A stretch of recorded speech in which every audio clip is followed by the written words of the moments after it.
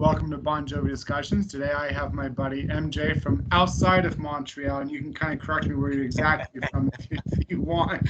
I'm about just 25 minutes away from the Bell Center downtown. So How you doing, buddy? I'm doing great. It's really a great pleasure to be here doing this with you. Nice to Yeah, meet you, man. yeah. Before we even started doing this little chat here, I was telling you how much I want to see the band there in Montreal, and how I almost went to the one on the This House tour. And I was gutted because they rescheduled the date, and I wasn't able to make the rescheduled date. And then I remember watching, live videos during the show, and they opened up with "Sleep When I'm Dead," and I was like, "Oh, kill me now."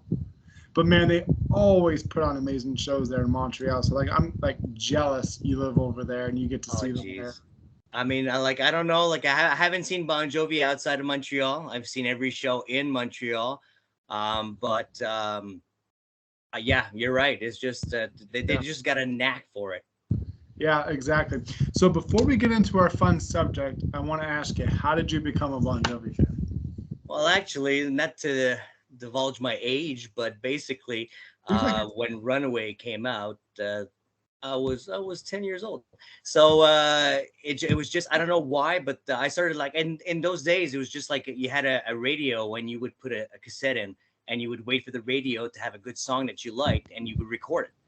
So, and it just started like that with the Bon Jovi. So then, shopping, taking the bus, going to little record stores and buying the actual records. So it really started out for me with Runaway right at the beginning. And I actually followed, it ended up making me follow the whole line. Like, I didn't jump from Runaway to Slippery. I actually went through Fahrenheit, and like everything, it was like, yeah. And from there, I like, as soon as I heard Runaway, I was in.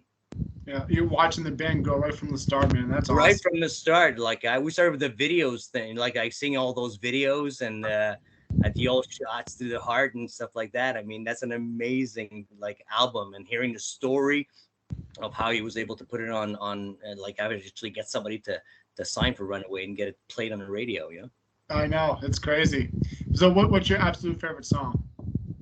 On the first one, In general, your absolute in general, oh my God, that's going to be really, really hard, because there's a lot of tracks that never made the albums. Like, when you listen to what's on 100 Million Bon Jovi Fans Can't Be Wrong. I mean, there's so much material, and so many good songs that never got either airtime or played live, or yeah.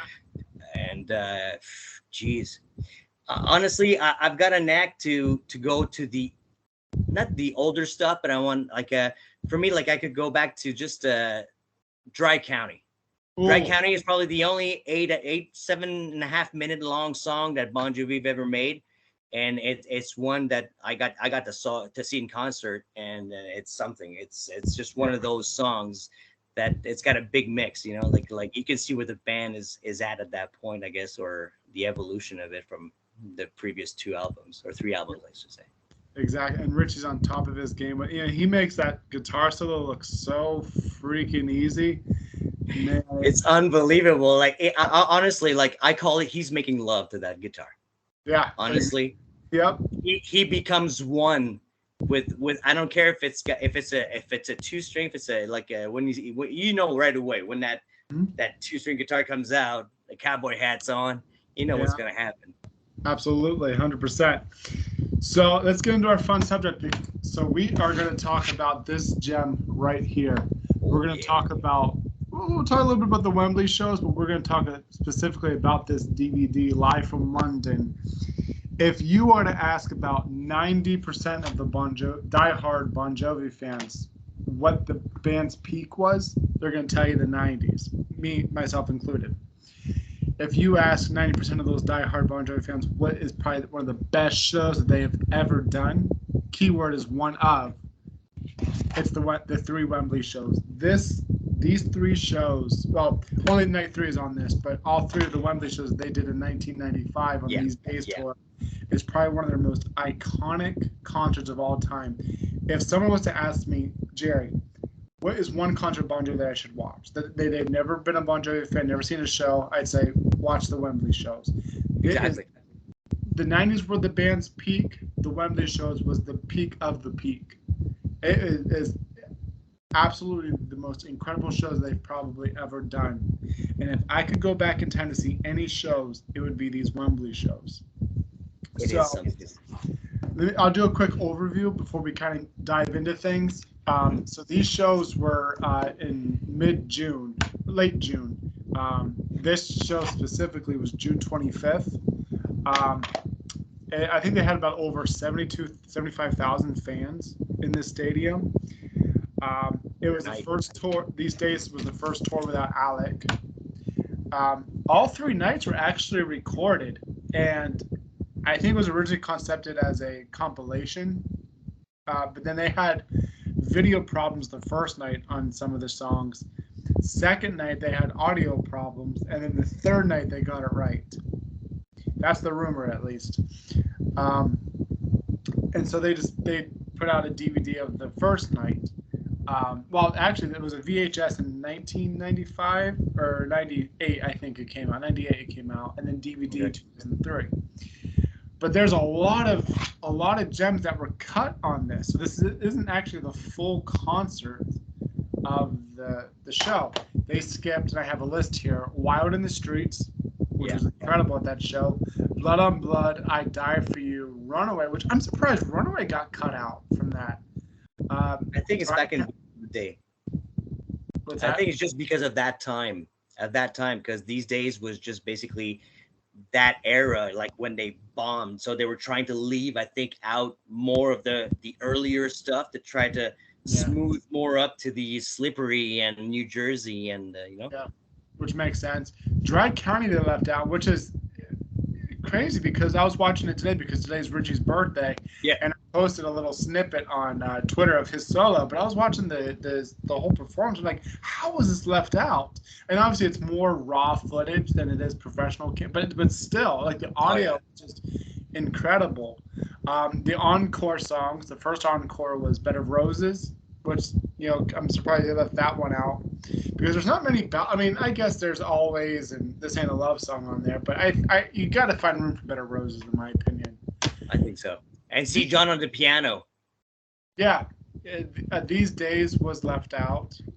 Rockin' All Over the World. I Don't Like Mondays, which I get why those two were taken out in their cover songs. I get it. And then the second encore was Stranger in This Town. I kind of feel bad for Rich because Blaze of Glory made it, but not Stranger in This Town. Yeah. And that was it. And then obviously This Ain't a Love Song was the final song, but that was actually on the DVD. No bonus features on this DVD, which is kind of sucks because like back even in 2003, they could have done like a little short, program about their memories and stuff. Yeah, that would have been cool. Yeah. But what was really cool that they added to this though was they made a special These Days music video of them in London. They showed them backstage and I saw that. Yeah, that was cool. And one last thing before I know I'll let you finally speak here. I'm sorry. Hey, I'm all ears, man. I'm loving all the stories. But one thing that I say this every single year. We need, now that we have better technology, we need a 4K Blu-ray box set. And I am emphasizing box set here of all three, because they have footage and audio of all three nights. Who gives a fuck, excuse my language, if there's audio or video problems on some of these songs? Who cares? Put out all three nights and put it in 4K. Audio is going to sound amazing. The visual is going to be amazing. I mean, these shows are so iconic, especially in the diehard fan base. We need a box set of this. Big time. Oh, no. It's like you say. It's like the energy. The guys are so in sync. Yeah. It's unbelievable. The you can see Richie. He's just dealing with the music side. You got John when he's ready. He's calling the shots. Hey Huey, he knows what's got to do, man. Boom, boom, boom, boom, boom, boom. He goes, Yeah. So exactly. It's like everything is just so in sync and it works. They wait for him. They look at him. I know we're gonna go through the songs, probably talk about them and stuff like that. But the keep the faith extra when he's just like. They're just waiting on him. They're watching him, and they're just waiting for the lead man to say, "You know what? Okay, I'm okay. Here we go." Now we're back, and they get back into the rhythm of the song. And I wanna add this too. Not only are they, they're all in sync, obviously, and they're just on top of their game here. But keep in mind how hot it was those 3 nights, because I've talked to fans who've been at these shows, and they said it was so hot being under that summer, and they waited all day to be in their spots. It's a long day, yeah. Yeah, and so let alone the band coming out and this heat wave, and they're still on the top of their game. The fans are on, just having the time of their life. Who gives a f about this? That's incredible. It's worth it. Definitely worth it. 100%. So before we kind of get into the songs, was there anything that you wanted to kind of say overview wise of the concert, the Wembley shows? Geez, like the Wembley shows were just. I just, the close-ups on John, you can see in his eyes. You can see it, how he's there. He's in that moment, and he's gonna give you what you're gonna get. and he's gonna give you all he's got. Yeah, and it's just an amazing experience. Yeah, and he has that. Obviously, a lot of shows he has that confidence, but these days tour and these Wembley shows too, he had a lot of confidence. More of like, this is my band. This is what we do. This is who we are. This is Johnny's Church of Rock and Roll. Yeah, and so, but let's dive right into. So we're going to talk about the actual DVD here. So we'll go track by track of the DVD. Obviously, we start with prayer. The band used to open up with prayer a lot. Yeah. And they kind of stopped doing that lately. Because it's such an iconic song. It's a great closer. Blah blah blah. But with this concert, they open up with prayer, and I always think it's a great opener. You get the intro, then you get the band coming out, and in this concert specifically, Richie's on that talk box. He kind of does it a little different, but not different. But it's like kind of drawn out a little bit. But I love the way that, and then all of a sudden you have the and then John just waiting to come out, yeah. And then John comes out jumping, full of energy, with his fists up in the air. Bandana, the jersey, jean jacket. And then you see the sea of the crowd there, just excited to be there, excited to see the band and stuff. I mean, it's incredible.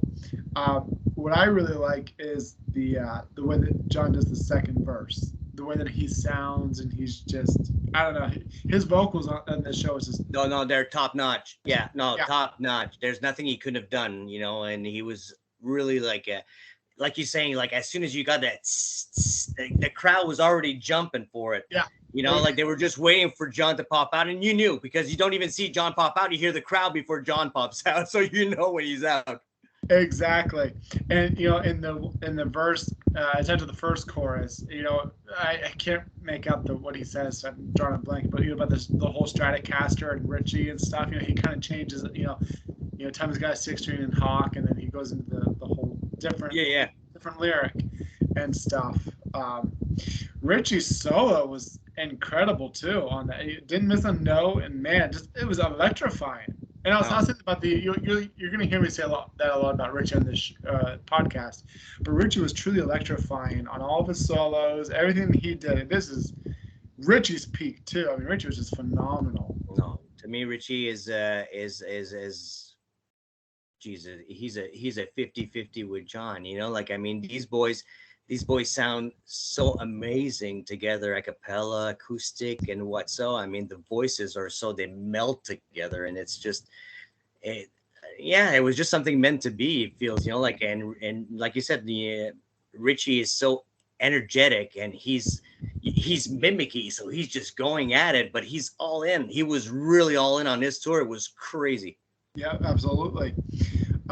And then the transition at the end from Prayer to Bad Name, which is one of my favorite song transitions that they do.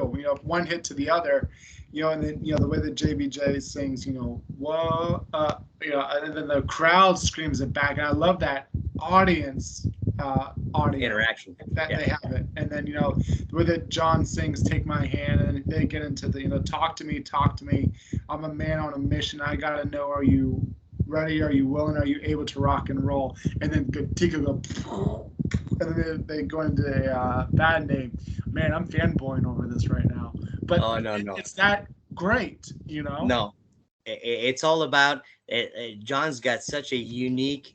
He's not the best front man for no reason. To me, anyways, he's if he's not the best, he should be. He just has a way with using his lyrics and his words and his music to bring you into that other, like, you're gonna be mesmerized a whole hour and a half. That Yeah. 2 hours, you're just gonna be synced like he's the best fisherman on stage, you know? Exactly. Yep. Do you have anything else you want to say about Prayer? Prayer is an amazing song, like you said. Like, they've opened a lot with Prayer. I've seen Prayer being used a lot in the opening bands, in the opening gigs that I've seen in Montreal. Like you said, like, I think when they go up, and at some point in time, it wasn't the original opening song. I'm not sure. I think I remember getting it maybe on an extra song at the end of the concert. Like, Yeah. yeah, they've used it quite a lot. But like, it's those albums right now, they're just right there. It's that genre. It's exactly what the crowd needed to get bumped. And he, like you're saying, like at the beginning, he was really like, "Are you still with me out there?" Like making sure he's got the crowd in. Like it's hard to reel him in. They're happy to be there, but at the same time, they're hoping for a great concert. So it's all about the magic on stage and how they're going to keep him hooked to watch and to be excited to be there and to be energetic and part of the show. You're part of that show when you're in there. Absolutely. Well, let's get into Bad Name. Obviously, that guitar intro, I'm going to keep saying it, electrifying. Richie on that solo is just absolutely incredible. Tico's drums sound so good. They're nice and tight, and he's just, not missing a beat. Bass sounds really good, right before that first, the boom, boom, boom, boom, boom, boom, boom, boom, And you got Huey's looking really chill. Yeah. And he was just doing this thing. His first tour. Yeah. Go. And he looks so different than he does, 2000 and on. Yeah, exactly. Like when I was a young kid and I was getting into the band and stuff, I became a fan when I was 8. And, I first had to distinguish Alec between Hugh and when Alec was and when Hugh was and blah, blah, blah. And I was like, well, who's this guy on These Days tour? And then I learned it was Hugh. And, he's got the darker hair. But like you said, and it's like that every tour. Just cool and relaxed and stuff. Those round glasses going. And it's pretty good. A lot of bassists are like that too. You see like a lot of other bands, and they're just chill, relaxed, and the rest of the band's just crazy, going back and forth, wild. And he's just like faded away. I'm here, man. I'm just doing my thing. It's good. Exactly. Just taking it in. Oh yeah. Richie's solo was amazing. I don't have to say that. Well, I did. And then I love the way the crowd sings the outro. Yep. And then you hear that JBJ, yeah, when he screams it, When he's happy about the result of the crowd, he knows he's got him gone, they're going. Yeah. And every time I think of this performance, because I have the audio, that's another thing too, we should get this on a CD too. I know CDs are becoming obsolete, put it on digital, whatever.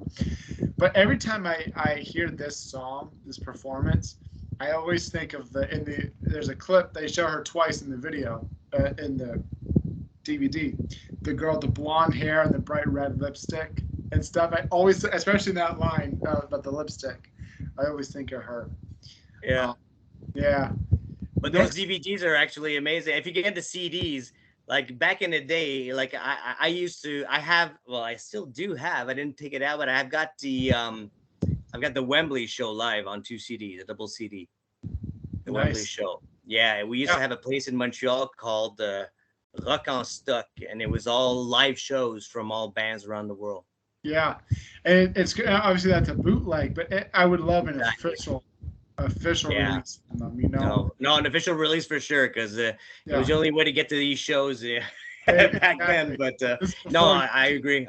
Something you can listen to and get them on all platforms. Get them on Spotify. Get them on whatever. Yep, exactly. Next one on the DVD. So now obviously they start skipping parts of the set list. So the next one on the DVD is Keep the Faith. And that loud scream, once that it's kind of silent, then all of a sudden Hugh does that boom boom boom boom boom boom boom boom boom boom, and then the crowd just screams because they know what's coming. And that's I want to just take a sidetrack for a second real quick and just say, like, especially during These Days era, European fans were a lot better than the American fans because the band was kind of tanking in the States, and I blame the pop and the grunge. The grunge was transitioning to the pop being the most popular kind of music. Yeah, It was just the music was changing a bit in those days. Yeah, but Europe really loved Bon Jovi, hence why These Days went #1 and didn't do well in the States. But this crowd was just incredible, and it's amazing that they were able to go over to Europe and they were just still this huge band. So my point is, like with Faith, just that simple boom, boom, boom, boom, boom.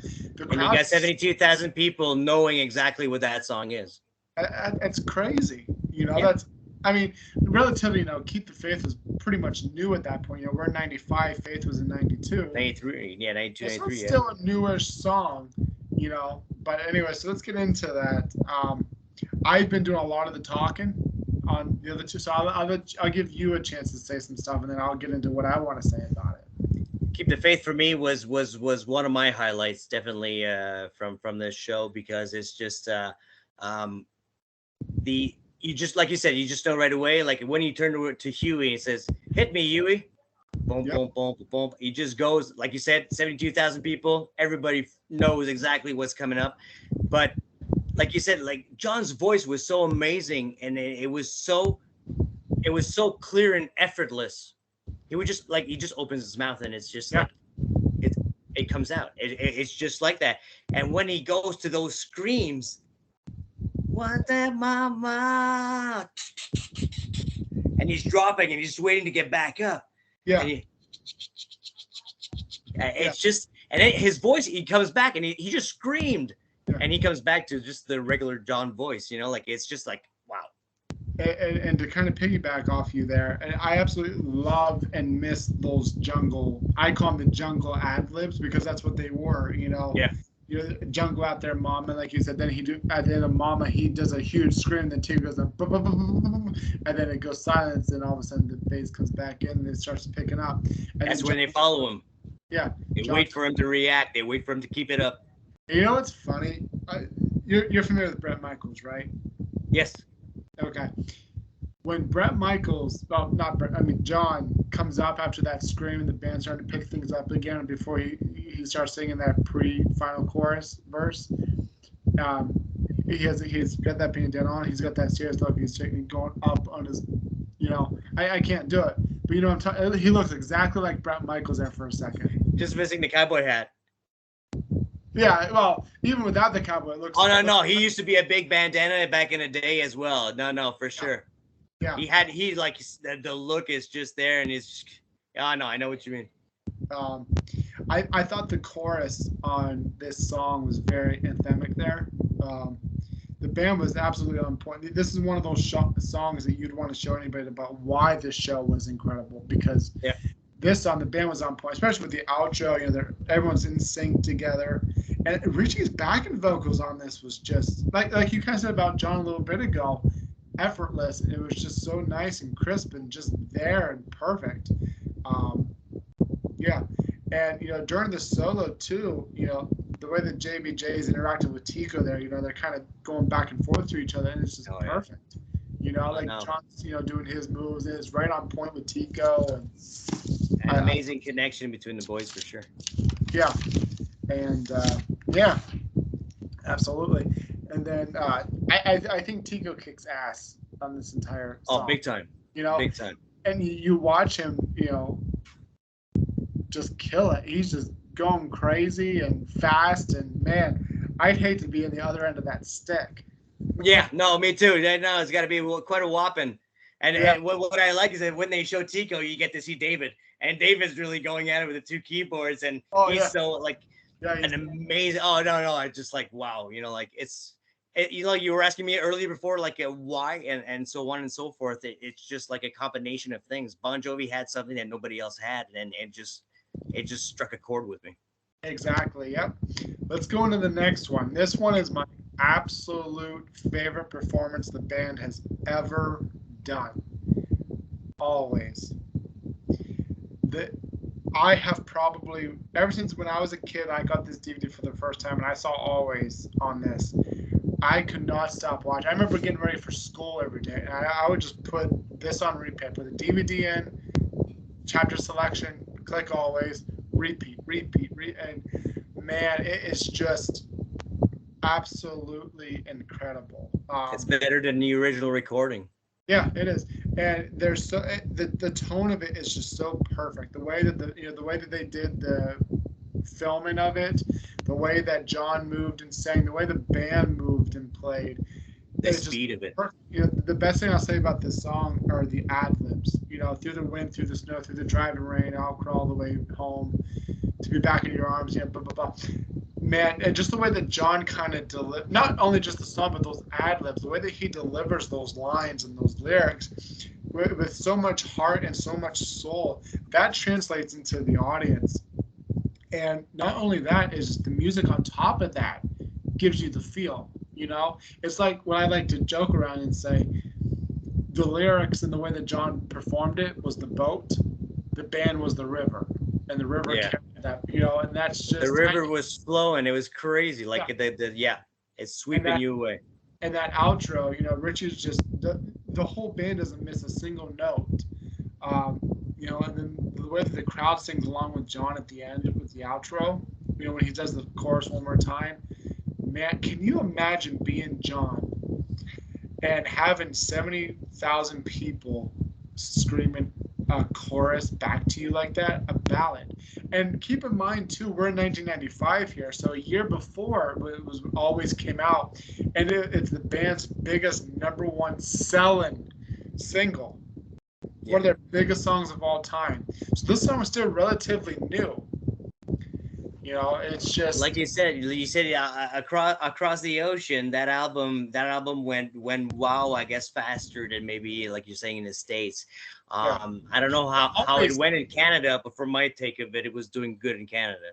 Yeah, Always was on Crossroad in '94, and so Always did really well in the States, as well as everywhere else in the world. It was these days that kind of just tanked, which is kind of weird because with the success of Always, these days was kind of not to me obviously, but like the general public. These days was like a letdown to a lot of people, and I don't know why. It was just so good. I think it was something that. But it didn't get any airplay either. I don't think. Like these days, I don't remember hearing These Days on the radio at all. Like, was it ever released as a radio okay, or like I've never heard it on a radio personally. Most of the songs did hit radio. The singles did, but it rarely got airplay here because at the time of '95, you know, you were starting to get, you know, the Backstreet Boys, NSYNC, and Britney, and you know, nothing wrong with those. I like those artists. Yeah. But we were going from grunge to pop, and we were in that transition. So a lot of the older bands just weren't kind of follow, and that's what, you know, this, I'm kind of getting off subject here for a second, but like that's why Crush, I think, became so massive for them here in the States, because Bon Jovi they were always kind of pop rock, but with Crush they were heavier pop, which I loved. Yeah. And I think with It's My Life, I think with that heavier pop sound but with rock and that anthemic chorus, that's what really pulled the American audience back in. Yeah. But I'll give the European overseas fans so much credit because they're what carried the band from '95 up until, obviously, you know, they were, you know, John was doing films and the band was doing solo stuff, but they really carried the band's success for these days. Yeah. And it's a shame because America didn't. You know, but we're getting off topic. We're getting off track. We love the boys. We were there at every single concert since we were 16 years old. All right. I know that I praised Always quite a bit here. Do you want to say anything else about Always that I didn't cover? I mean, you've covered a lot, and you've actually, like, I've learned a couple of things. But I mean, Always is, for me, Always, you know, like I'm 22 years old when Always comes out. Okay, and so for me, Always. It was that slow, and that we heard that a lot, honestly. And I was like, I've always been a huge Bon Jovi fan, and it was like year after year. Like for me, my life is, it seems like the songs reflected what was happening most of the times in my life. You know, certain songs could be so applied to what was happening in that time in my life. You know, something would come out and, oh, Jesus Christ, I can't believe they're writing this song. It's like if they wrote it for me, you know, and then everything always felt like it was written for me, you know, and I guess that's why it kept me, you know, listening to the guys. But Always, it's amazing music is like that. You know, John's always said when he writes a song, it's about what inspired him to write the song. But when it comes out to you, you may take it as a different meaning, or it becomes your Understand it differently as well. Yeah, exactly. So let's get into the next one. Did I say how great Always was, by the way? I want to make sure. Did we talk about Always? I wasn't sure. I think we just did. Just to make myself clear to everybody listening, Always, London, Wembley, 95, band's best performance ever. So never ask that question again, understood? Yeah, don't ever ask me. Right? What do you think? Don't say it's not. It is. It just is. Exactly. All right, let's get to the next one. Blaze of Glory. So I forget the little line that John says, but you think that because he usually always do, is there any cowboys out there? And they go into Wanted. Here they go right into Blaze of Glory, which as the diehards know, like when you bring up the cowboy, usually you're doing Wanted. Usually you're doing Wanted, but he did say for the Cowboys, but then like it's nice to hear Richie playing it because I felt the different sounds compared to the original because it's not Richie doing the original, but Glory something. It's incredible because the band, this is obviously a solo song that John did in 90, but yet the band takes the song to a new level, like you just said about Richie. It kind of makes it his own in a way, and just does an incredible solo on it. It's just incredible, and I love the way they show the music. They kind of show clips of the movie on the big see the screen video on top, the rocks side, and John's guitar too. I forget what the brand was, but John's guitar on it, I think it has the orange flames on both ends. In the video? No, not the one on stage. The one on stage, yeah. Yeah. So I've seen that guitar. I think it's an Ovation. It's the blue one that got me going. He had the blue one a lot at the beginning of the show. This was an acoustic electric guitar. I forget the but I've seen it. I think I actually saw it on the cruise, or at some kind of one of the VIP parties that they have on the tour.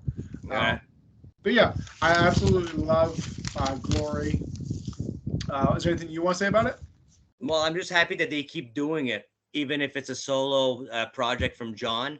I think it's a song that fits perfectly with Bon Jovi style and Bon Jovi's kind of music that was coming out in those days anyway. So, I mean, like I said, we're in 95, so this song was only about 5 years old at the time, so this was still a monster hit. And it felt apropos with these days. It just felt like the same kind of sounds. Yeah, and I don't think it'd be possible to do a Bon Jovi show without Blaze of Glory at that time.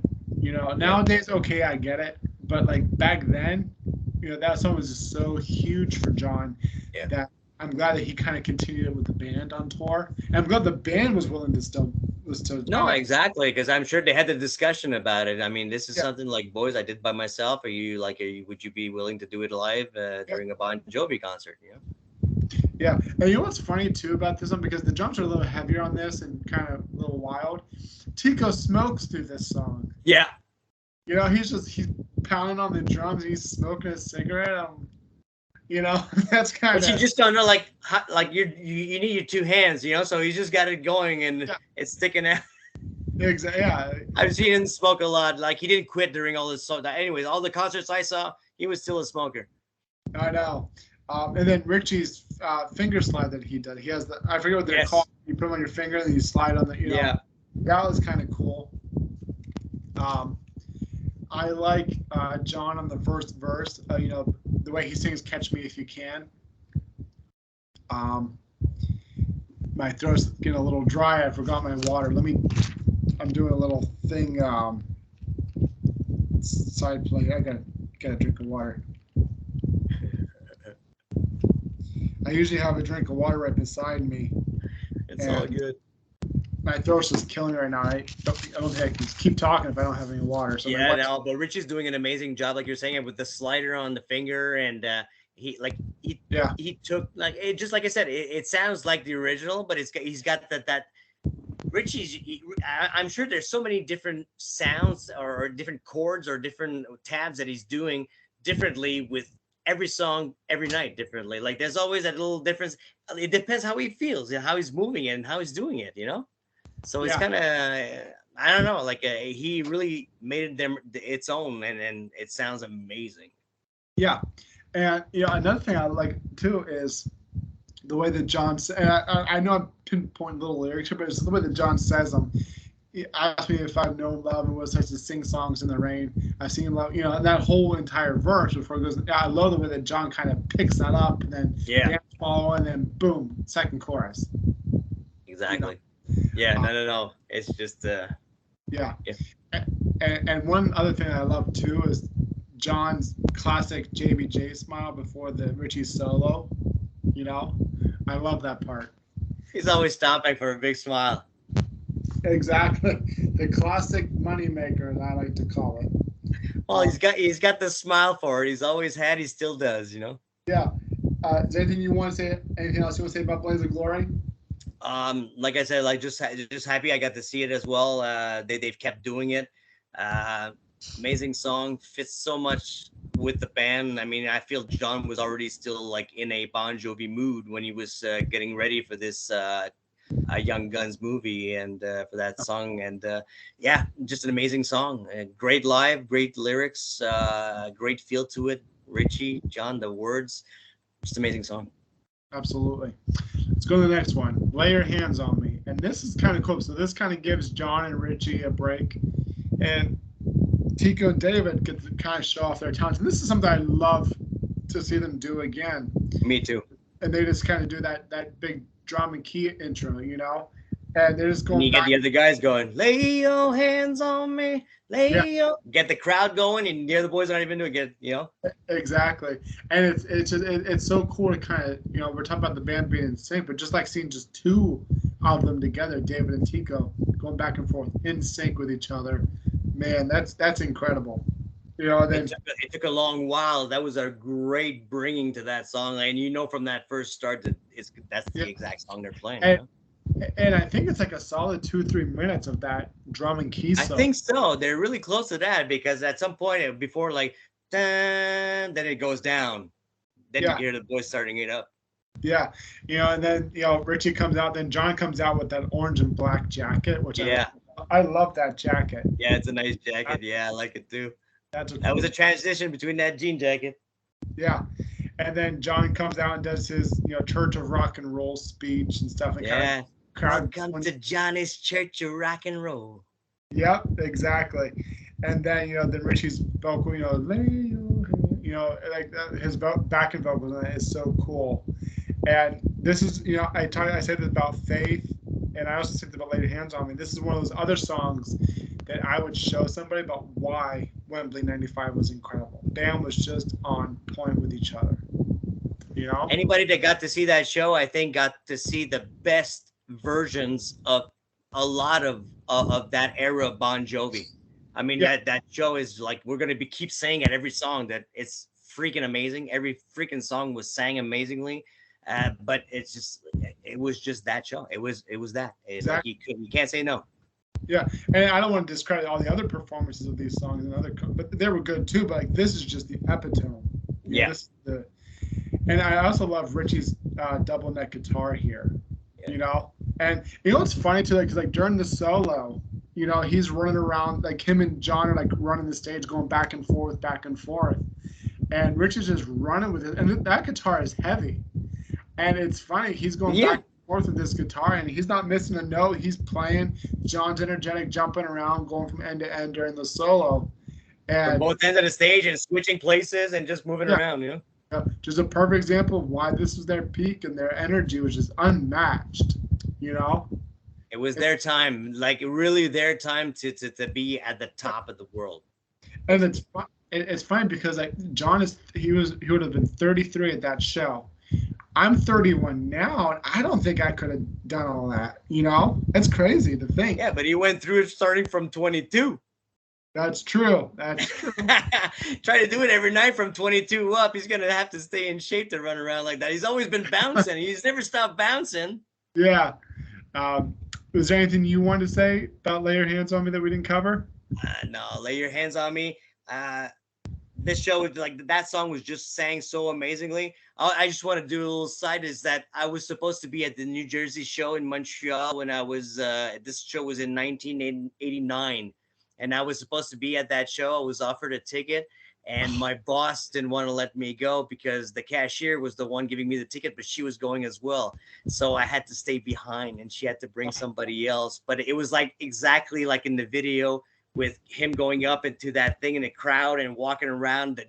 I wanted to see that coat, and anyways, so almost got to see the New Jersey show, but amazing show. How big of a regret do you have right now for not being able to go? Honestly, being who I am today, I would have gone to the concert. Fuck you. I'm sorry. I would have gone. Yeah, I would have said, F you, I'm going to that show. Yeah, I'll be back tomorrow, man. Sorry. Yeah, Ain't no way.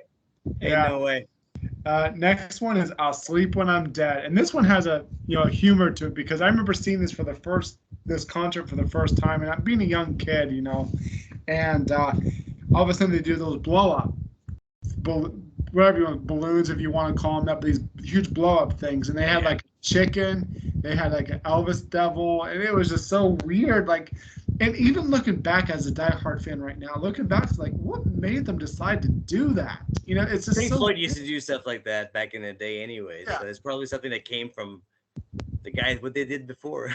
Yeah, and so it's funny, and then I really like the way that just lay your hands on it. So we're at that part of the show where we're climbing up that roller coaster. Yeah. Lay your hands on me, so invited to fans and everyone's energetic, having fun. So with I'll Sleep When I'm Dead, you got to keep that crowd going. And so exactly doing that, with the boom boom boom boom. On Tico on the drums when it starts, the boom, boom, like he's really like he was on top too. Amazing. And John is, oh yeah, the whole oh yeah, getting the crowd going. At the beginning, then he's going, your mom is listening on the radio, and go, hi. Say hi, mama. Yeah, and then, he goes 2, 3, 4, and then the band just comes in full force, right in his face. Exactly. On top of their game, I love the way that John and Richie also sing together on those verses, and and the chorus, just having fun. I think with I'll Sleep When I'm Dead, it also shows you how much fun the band is having together. The closeness, the family feeling of the band. Yeah. And you kind of see that on the other songs, but with I'll Sleep When I'm Dead, you're really seeing how much they love being a band together.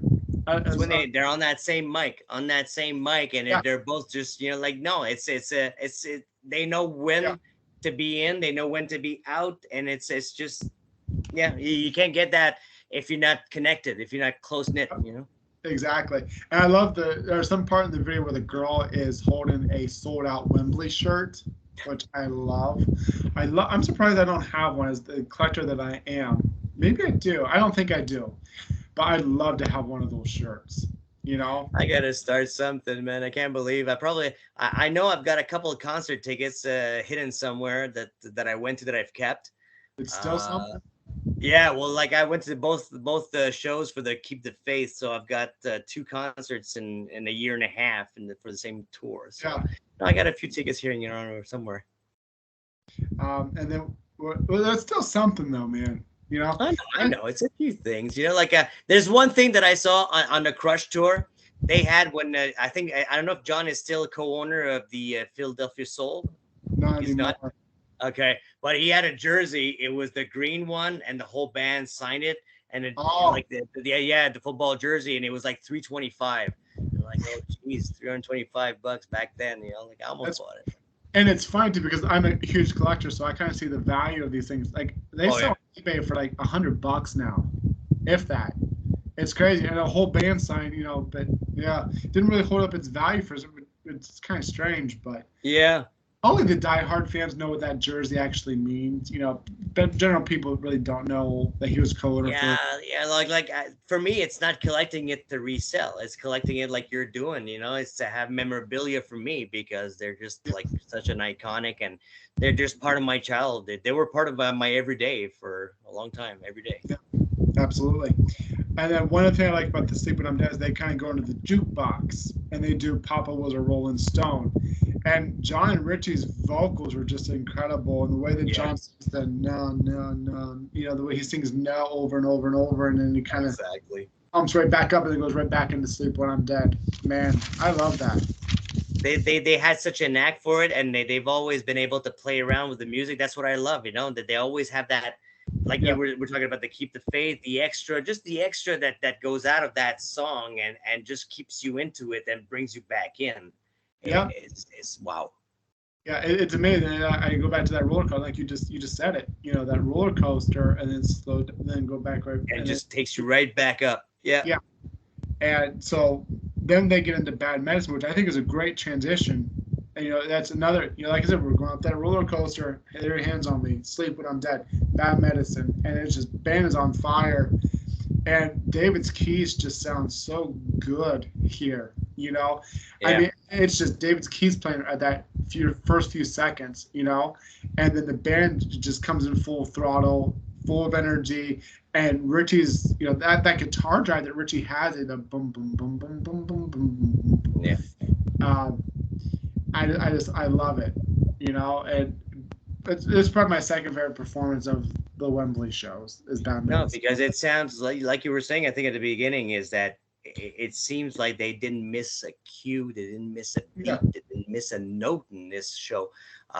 Like you're saying, David is like the dun, dun, dun, dun, dun, dun, dun, dun, dun, dun, dun. It's just like Yeah. it is that. You even hear it with Tico, the cloud bells, like you hear it, like everything's the sound is amazing. Yeah. You hear every single note.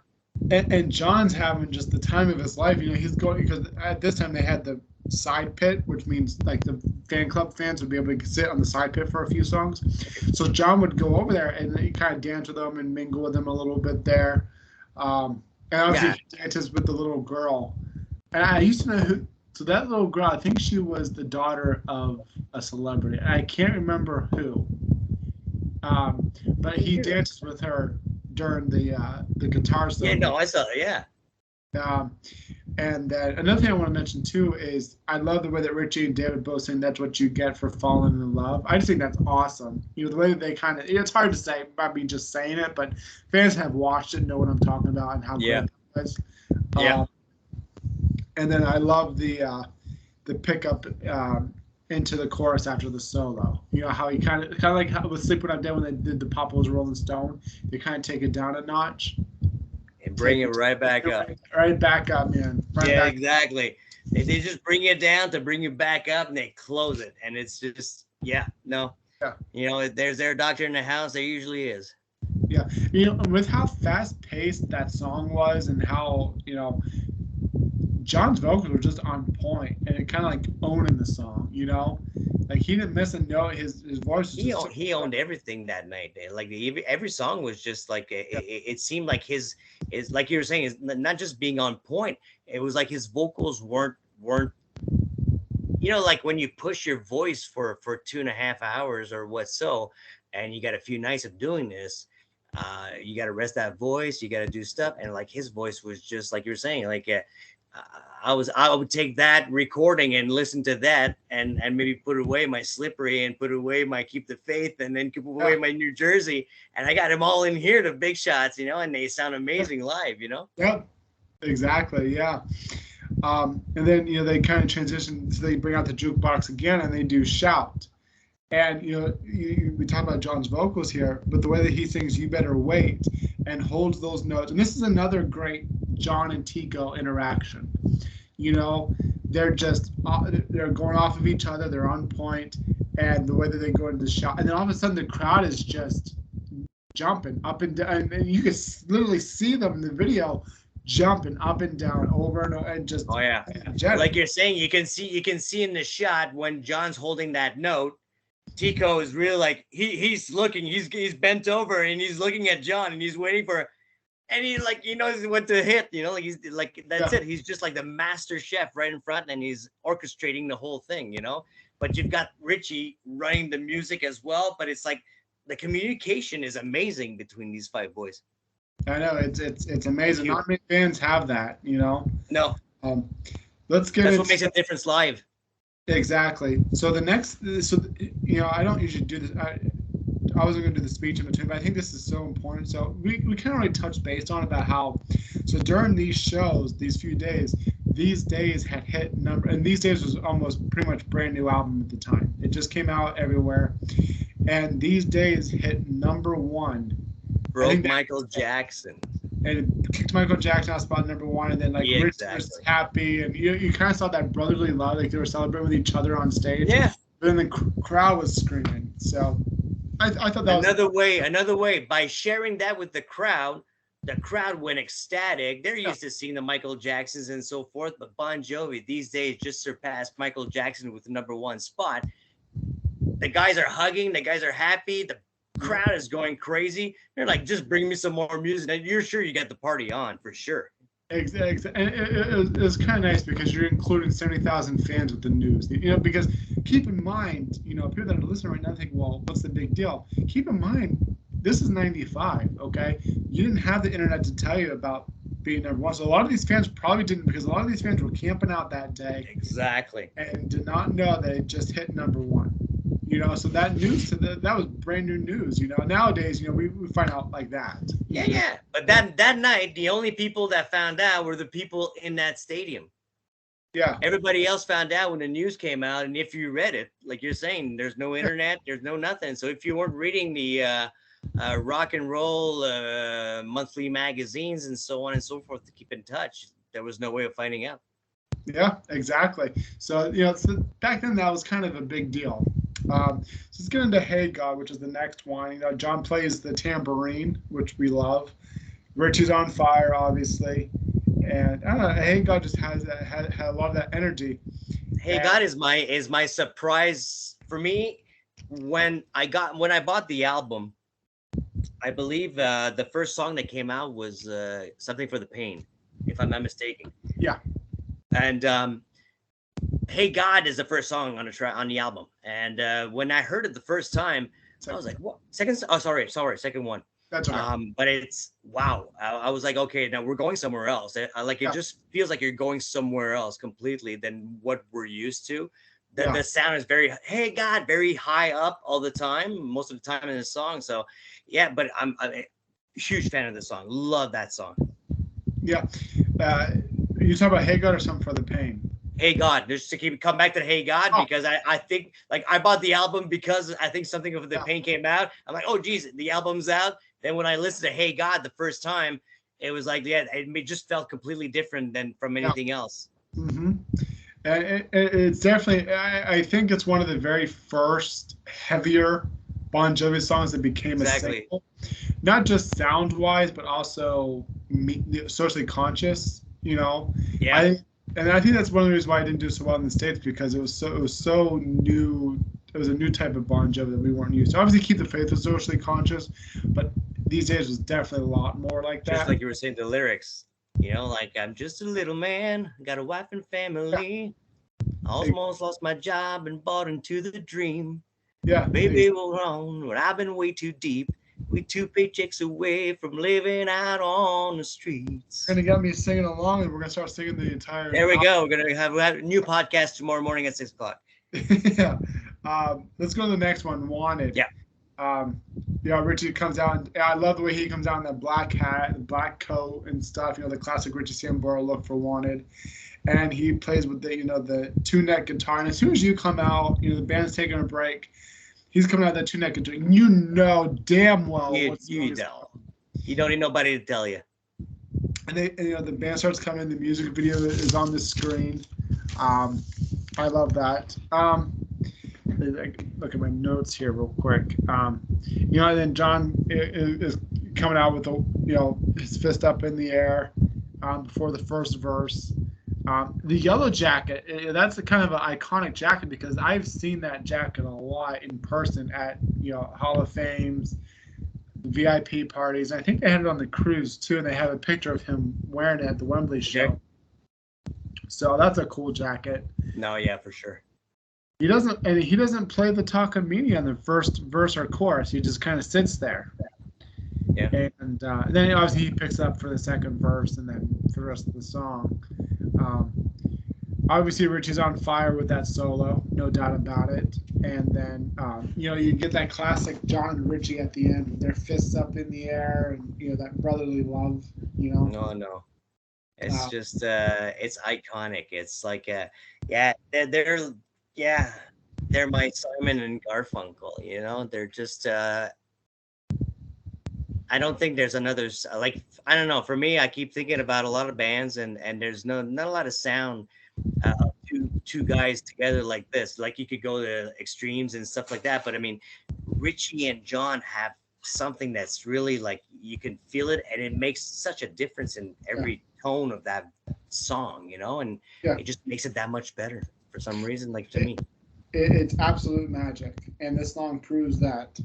yeah, The last one is "This Ain't a Love Song," and John kind of just says, "This is for you," and they start to play it, and I think this is a great way to end the show. With that. Excuse me, I gotta get a drink. so good. It's a great way to end the show. And I love the body glove shirt that I keep going about his fashion on this show, but like a lot of the clothing that he wore on the show was so cool. He looks like a beetle. Yeah. And, He felt really good with the pop up Rose of Rolling Stone. He was just like he was feeling it right there. He fit right in. And I think what's so iconic about this performance was that the ending of it. You want to talk about a performer, a front man, and why John is the best. The way that he gets into the song, and at the end, he throws his mic stand behind him, gets on his knees, and sings the rest of the song. Gets up and then kind of fades away as he walks off the stage, and then the band just ends beautifully. Yeah, that is a great way to end the show. I had chills. And I have missed that. Yeah. I've missed that over the years, not seeing that at the show. And then they finally did it again with "I'll Be There for You" last tour, and people were like, fans were like flipping, like, why is he leaving like that? Blah, blah. It's like, well, he did that on These Days tour, Exactly. And so it's kind of cool to see that again, because I think that kind of gives you another perspective as a performer and as a frontman that he is. It just gives you the whole aspect from that concert. That concert started out with a bang, and like you said, it was going up. Certain songs were just toning a bit down to bring you right back up, to bring you to that moment where he's just like, actually, like I'm telling you, like I saw them in Montreal and he did that, and I had chills, and I had chills watching it again when I watched it the other night. It's just like if you watch the whole thing together in one piece, you feel the emotion of the whole show. You're not missing anything, like if you're skipping beat and just watching two, 3 songs, that's one thing. If you want to watch a concert and feel the experience, you're going to feel like you're actually there, Exactly. And not even the show itself had a good flow to it, but like just the DVD itself, when we're talking about that roller coaster. Yeah. This Ain't a Love Song is that top. And then the end, the part of the end before John kind of does his whole stint. Yeah. That's the thing. And then the slow down period is, when John throws a mic stand, gets on his knees. And just the perfect way to end the show, Yeah. No. I loved it big time. Yeah. And then obviously the band leaves, the fireworks go off. And we kind of talked about this earlier, but These Days music video, the alternate video so they did a special London compilation of a video where they show them, at the hotel, signing stuff, sound check, backstage, the whole shebang. Just kind of all 3 nights, and so that was kind of cool. It was a nice mix. Yeah, so it's a shame that they didn't actually put These Days performance in there because it was so good. They left so much out. Loud in the Streets, Dry County, These Days, Stranger in This Town should have been in there. I get why Stranger didn't make it, because it's Richie's solo song, and only the diehards really know that song. Well, I agree with all those because I think the show should have been a bit longer too. Yeah, like I said, one day you got 72,000 people out there. You don't have 20,000, like in Madison Square, or 15. Like if you've got 72,000 people, you're there for 3 nights. I'm not judging the band or whatsoever, but like I agree. As a fan, I would have loved to hear the Dry County These Days. I mean, like Jesus, for sure. Like we got 8 guys, so give me These Days. We need a London box set, no question about it. that 40 year that's coming up, like you were talking about it on social media. I think the band needs to put something out that's going to be a wow factor for all Bon Jovi fans, because Yeah. you're regrouping 40 years of people. So we're regrouping people that are your age, Jerry, and me, that have been listening to Bon Jovi for 40 years. Absolutely. Was there anything else that you wanted to say before we end here? If you haven't had a chance to watch this show, like Jerry was telling you before, and not too keen about Bon Jovi, not too sure and what, so I think if you've got a DVD to watch, you got to watch this DVD. I don't know. You'll understand why these boys are who they are and why they're up there. I think we gave everything away. We gave everything away, eh? Okay, well, listen to it on DVD. Find a CD of it. John, make a CD. Yeah. But no, it's just like, honestly, like if you haven't watched it, watch it. Absolutely. You're gonna love it. Anyway, stay on, buddy. I'm going to end the recording, but thank you so much for coming on. We did over an hour of a chat with this. Look at this, like it's all me. I'm sorry. No, but thank you so much. It was such a pleasure to get the invite and to talk about something that I've been passionate about for 40 years. So thanks for having me. Absolutely. Thank you again, buddy. All right, man. All right, stay on here. Ciao. Second.